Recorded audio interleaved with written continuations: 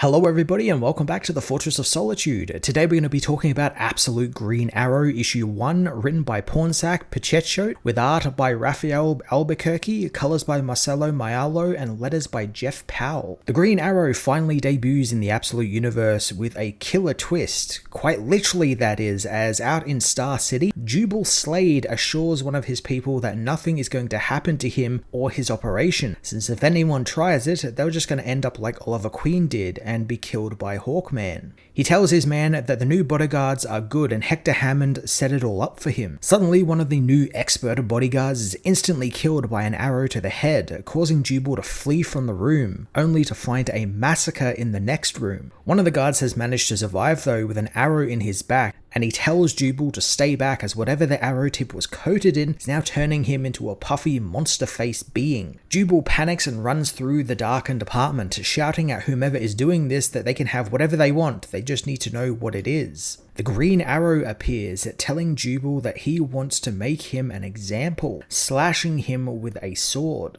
So if it isn't obvious, the book is very much a slasher horror, but instead of teens at a summer camp, it's evil billionaires in Star City, and it rips so fucking hard. Albuquerque's artwork is so fucking good here in this opening. The choice to have Mialo's colors really highlight the kills by shifting the panels into a bright red, kind of like a spotlight on who's being killed, is awesome. It reminds me of how they did kills in Italian giallo horror films or in some of the sequences in the movie Creepshow. In the aftermath of Jubal's death, the news reports on the billionaire's murder, revealing that he was the co-founder of the electronic trading platform called Green Arrows Trading. But he had a falling out with Oliver Queen, the other founder of the platform, and Jubal left the company in disgrace after a bunch of sexual misconduct allegations surfaced about him. Social media reacts to the news of Jubal's crimes, which Pichetshote really heavily implies he's basically this world's Jeff Epstein, right down to people knowing thanks to leaked emails that Jubal trafficked minors to his secret island, something which was hinted at back during Absolute Evil. But I like that it's all but confirmed here that this Jubal guy was a huge piece of shit. Social media in fact is celebrating his death thanks to his crimes, but people also think that whomever killed Jubal also killed Oliver Queen, since his murder is still unsolved to this day, and that was only months ago. I really like the paneling being done for this kind of news exposition dump thing, because it's all done in like a phone that has like TikTok or Reels or whatever open on it, and yeah, that kind of makes sense in like a modern day. That's how people, specifically young people, get their news, from TikTok, Reels, Instagram, all those sorts of things. That's where people get their news from nowadays. Elsewhere, Dinah Lance acts as a bodyguard to the social influencer and pop star Bria, keeping the paparazzi at bay. That is until one shoves Dinah, demanding that she get out of the way of his picture. Without saying a word, Dinah punches the man in the face. Later on, Dinah talks with her psychiatrist, Dr. Green, revealing that she wasn't fired by Bria for assaulting the man, just suspended, guessing the pop star likes her. Dr. Green thinks that she could easily find out if the pop star likes her by just talking with her, since she is her client. But that's not something Dinah is too keen on. Green thinks that her antisocial behavior is linked to what happened to her mother, but Dinah puts a stop to the doctor's prodding, telling her that she once read a study about how having more money suppresses the mirror neuron system, the part of the brain that allows them to empathize. She doesn't think that rich people empathize with anyone, and why should they? They are rich, they get everything they want. So when she has to work for the obnoxiously rich ones, she tries not to care about what they have to say and just does her job to get paid. Man, I really love this characterization of Dinah. She is already jaded, she's just over everything, fucking hates the rich people, so of course she's the perfect person to track down the person killing all of these rich people. I do wonder how her feelings on the rich will inform her decision making, since it feels like a little too obvious that she would join the Green Arrow in what he's doing, because, you know, she obviously sides with him. She does not like the rich are being murdered, so she shouldn't have a problem with that. But I don't think she's going to be fully against him either. I think she's going to want to try and understand why this person is killing off rich people, and understand why, seemingly, as the book frames it, this person also killed Oliver Queen. It's a really cool way to take Dinah, and I'm looking forward to how Pichetshote will develop her character over the series. Dinah tells Dr. Green that she is just numb and tired of it all and she can't quit her job, not in this economy, but Dr. Green doesn't think it's worth being this miserable all the time. Talk shifts to Dinah's father, who she tells Green is taking his new meds, but the medical insurance barely covers half the cost of them. But they are saving by having him live with her in the meantime. Dinah just wants to suck it up to help her father, but now she is suspended, she needs a new job, and luckily a sister security firm to hers is offering her a special assignment, and she has to go and meet with some guy named Malcolm Merlin. Later on at Hammond Pharmaceuticals, Dinah is met by Malcolm in his dark office, told that he knows all about how she was once a cop, a rising star MMA fighter, and now an executive protection specialist. Dinah learns that she is going to be protecting one of America's most loathed men, Reese Tyler, the owner of Tyler Pharmaceuticals, whose highly addictive opioids killed millions of people, which forced him to file for bankruptcy, and his friend Hector Hammond bought the company out from under him and installed Reese as the new head of Hammond Pharmaceuticals, something Dinah hates because it's the rich helping the rich get richer. Getting a look at just how corrupt all of these rich people are is some great world building. We got hints of it over in Absolute Superman and Absolute Batman, but this book is actually kind of going into it and making it part of its actual story, whereas in those books it's kind of set dressing and we kind of just get little bits here and there. But I like that this is just telling us that, like, you know, capitalism is running rampant. There's all these like rich people who are making each other more rich and keeping it from everyone else, not sharing the wealth or anything like that. And we have Hector Hammond here as well, who was one of the mainstays in the Green Lantern book early on from Al Ewing. So like he's branching out into this book and looks to be a big player in this book, which I thought was really quite cool. It's giving the book a bit more connections to other books that I did not expect. Diana asks why she is being sought out to protect Reese, and Malcolm asks if she ever talked with Oliver Queen or Jubal Slade before they died. Things take a bit of a twist as it's revealed that Dinah not only used to be Oliver's neighbor, but she also dated him, as 8 years prior, while enjoying each other's company in bed, Oliver talks to Dinah about the rampant capitalism he's seeing in the world as their romantic time is interrupted by Oliver's roommate, Jubal Slade, who tells Oliver he's got a new prototype of the app available. Oliver gets more excited than he already was as he explains to Dinah that Green Arrow is a stock trading app that doesn't charge fees the way other brokers do, and if they can do no account minimums, then they will be able to democratize trading.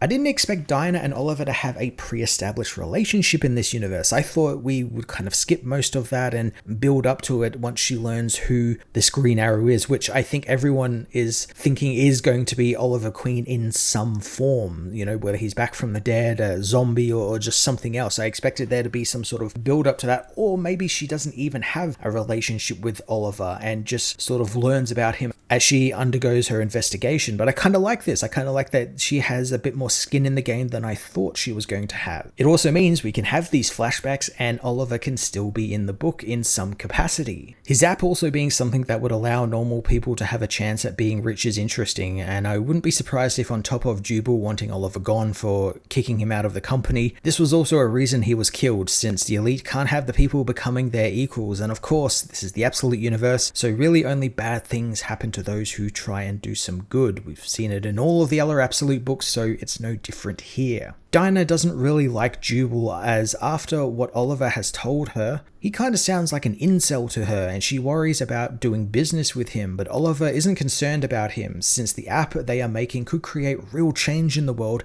and redistribute wealth throughout it. Dinah remembers how the app launched and it was a huge success, but soon she left Oliver as she discovered he was cheating on her. As the years went on, the app got more and more successful, turning Oliver and Jubal into billionaires. So Oliver became the face of the company, and it made it easier for him to push Jubal out of the company once the allegations came out about him. Not long after that, Oliver wound up dead, washed up on the shore of a beach with his head bashed in by something big and probably mace-shaped. Dinah tried to find out what had happened to him, scouring every online post and theory about his supposed murder, since despite Oliver having his fair share of flaws, She knew he was a good man trying to fight the good fight. Back in the present, Dinah questions the job Malcolm wants her to do, but all the man will say is that they are increasing Hector Hammond and Reese Tyler's security. Malcolm then reveals to Dinah that she was chosen for this job because she won't be able to just protect the client, she'll also help find this killer. And because she knew Oliver and Jubal, which makes this somewhat personal for her. Dinah wonders if the murders are all related, and Malcolm shows her a grisly image of Jubal's murder scene, which shows Slade has 2 green arrows shoved into his eye sockets, and apparently his fingers and genitals were cut off. The 3 body parts that Dinah knew Jubal couldn't keep off underage women. Man, this book is not letting up on the grisly details of like what Jubal and these other billionaires are getting up to, and I love it. I love it's not shying away from the fact that these guys are absolutely getting what they deserve. All of these billionaires deserve to die, and none of them have any redeeming factors. It also makes me wonder if we're going to find anything out about Oliver, and if maybe in this universe he wasn't all as he seemed, and maybe even he had some skeletons in his closet.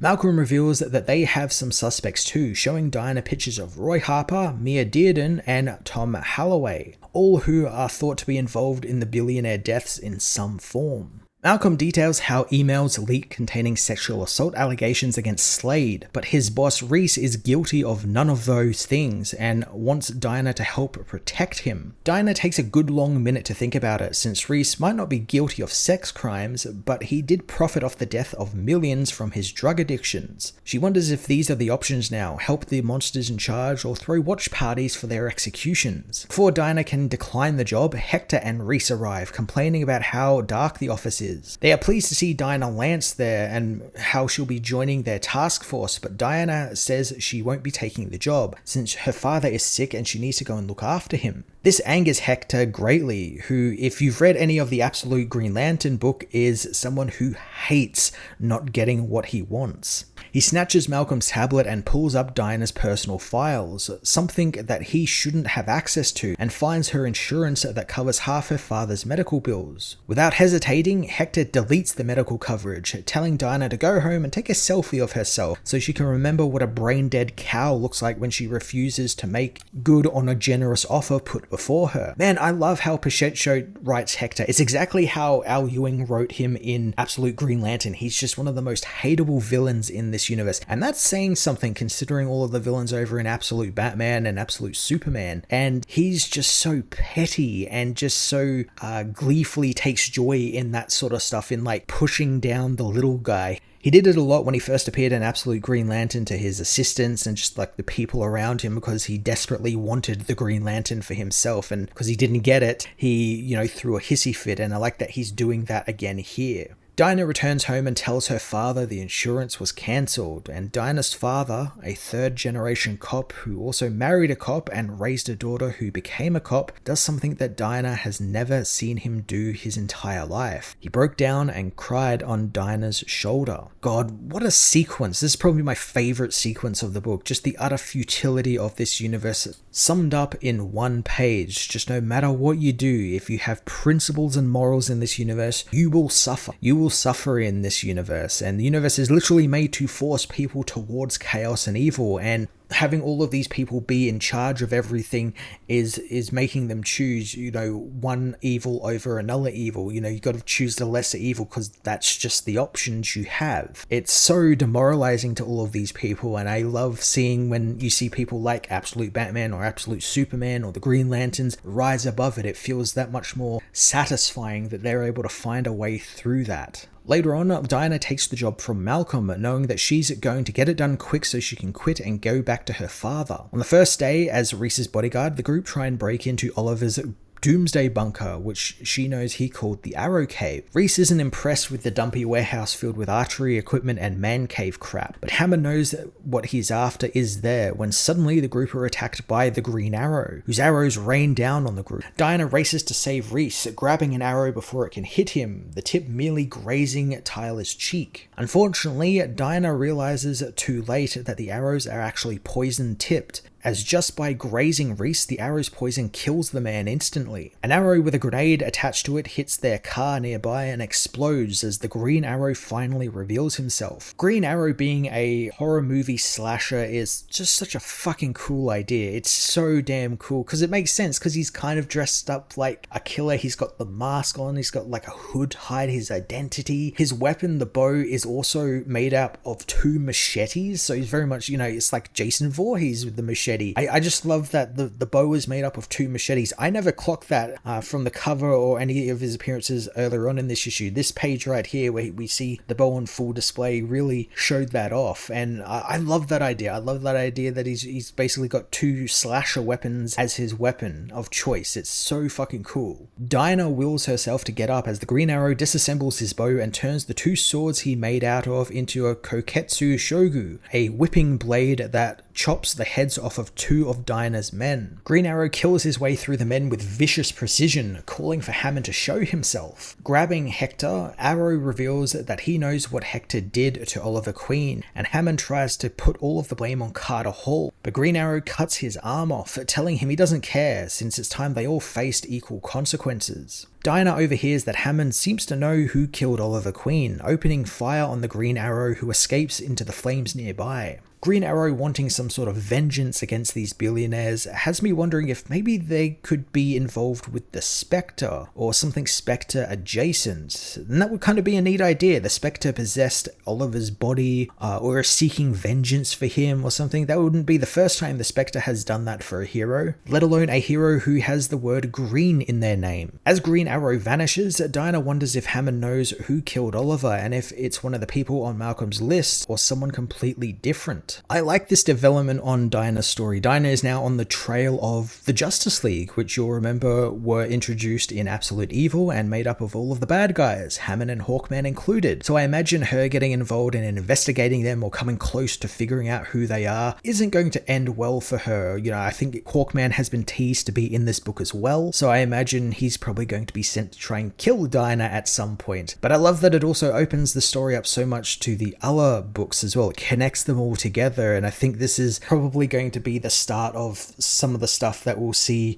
coming up in the big Absolute crossover near the end of the year. Maybe this is starting to plant seeds about everything sort of starting to come together. Still having to do her job, but Dinah makes sure that Hammond doesn't bleed out on her, deriving some pleasure from watching the evil billionaire in pain. Later on, after Hammond is taken to the hospital, Dinah and Malcolm scour the area for clues. Dinah thinks about how Oliver would react to seeing someone with his symbol killing with it, since she remembers him talking about changing things from within and doing the right thing. She's snapped out of her thoughts when she finds a wall nearby appears to be fake, and it's hiding something behind it. Taking a closer look, Dinah and Malcolm find a blast door which looks like it hasn't been opened for months. Dinah thinks that this is what Hammond was after and the secret Oliver hid away as they open the door, finding a dead boy inside, which Dinah would later find out was dead for months. However, the body has not decomposed at all. Turning the body over, she finds it covered in eyes, which terrifies Dinah, since what the hell was Oliver Queen up to? Now this is a surprising cliffhanger to leave the issue out on, since what the fuck was Oliver up to? Now I have no idea what this means, or whether it's like related to like a Green Arrow villain or something. I can't think of one who has eyes all over their body, at least not a Green Arrow villain. But since Hammond is involved in this, Hammond is after whatever was in this vault, I wonder if maybe this is related to what he was after in Green Lantern, and maybe this is something to do with the Black Hand. Since if you remember, weird eye growths, black veins going all over your body was something that happened to Hal Jordan when he was possessed by the Black Hand. So this could be some sort of remnant of that, or some sort of offshoot of the Black Hand. I'm excited to find out what it will be. I'm sure that's going to be a lingering plot thread throughout this first arc, but I'm really excited to see what Pornsak Pasheshot and his art team and everyone involved in this book have in store for us. Absolute Green Arrow issue 1 was a fantastic, thrilling opening to the Absolute Universe's new entry. Pornsat Pichot's horror-inspired take on Green Arrow is exactly what the character and this universe needed. It's something I wish had been done a lot sooner. It's one of those hindsight is 2020 things where it's like, this fits so well with Green Arrow. I also really like what he's doing with Dinah Lance, practically making her the main character of this series, and the exploration he's doing with the rampant capitalism in this universe and how it's destroyed this world and ground down the people like Dinah has just been fantastic. I love seeing the boots on the ground people and how they are affected by the larger than life choices of the Absolute Universe. It's been a pleasure reading this sort of stuff. It's just giving the book and universe a bit more flavor. Combine that with some really awesome connections to the larger universe and the larger Absolute Universe with all the other books like Hector Hammond being involved in the story so much, as well as a creepy cliffhanger. I think we're in for something really special with Absolute Green Arrow, and I cannot wait for issue 2. I'm going to give this issue a 10 out of 10.